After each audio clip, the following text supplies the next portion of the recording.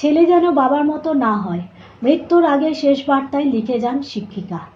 মৃত্যুর আগে মা ও ভাইকে হোয়াটসঅ্যাপ করেছিলেন অনভিতা। তাতে লিখেছিলেন, আর সহ্য হচ্ছে না, স্বামী প্রতিটা কাজে খুঁত ধরে। আমার শ্বশুরবাড়ি এমন একটা পরিবার যারা শুধু নিতেই জানে। কেন তিনি এরকম মন্তব্য করেছেন, চলুন জেনে আসা যাক সে বিষয়। রাজধানী দিল্লি সংলগ্ন গাজিয়াবাদের ইন্দিরাপুরম এলাকার একটি ঘটনার জেরে গোটা দেশ জুড়ে চাঞ্চল্য ছড়িয়ে পড়েছে। আসলে নিজের শ্বশুরবাড়িতেই আত্মঘাতী হয়েছেন দিল্লির কেন্দ্রীয় বিদ্যালয় ডাল্লুপুরার শিক্ষিকা বছর ৩০-এর অনভিতা শর্মা।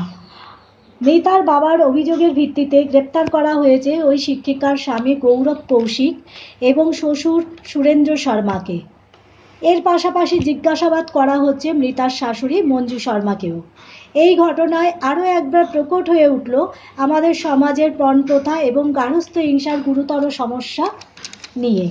স্বামীর অত্যাচারে আত্মঘাতী শিক্ষিকা। রবিবার বসুন্ধরার বাড়ি থেকে তার দেহ উদ্ধার হয়েছে। 29 বছর বয়সী অনভিতা শর্মা কেন্দ্রীয় বিদ্যালয়ের শিক্ষিকা ছিলেন।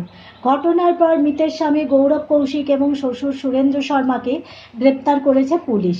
শাশুড়ি মঞ্জু পলাতক। মৃত্যুর আগে মা এবং ভাইকে হোয়াটসঅ্যাপ করেছিলেন অনভিতা।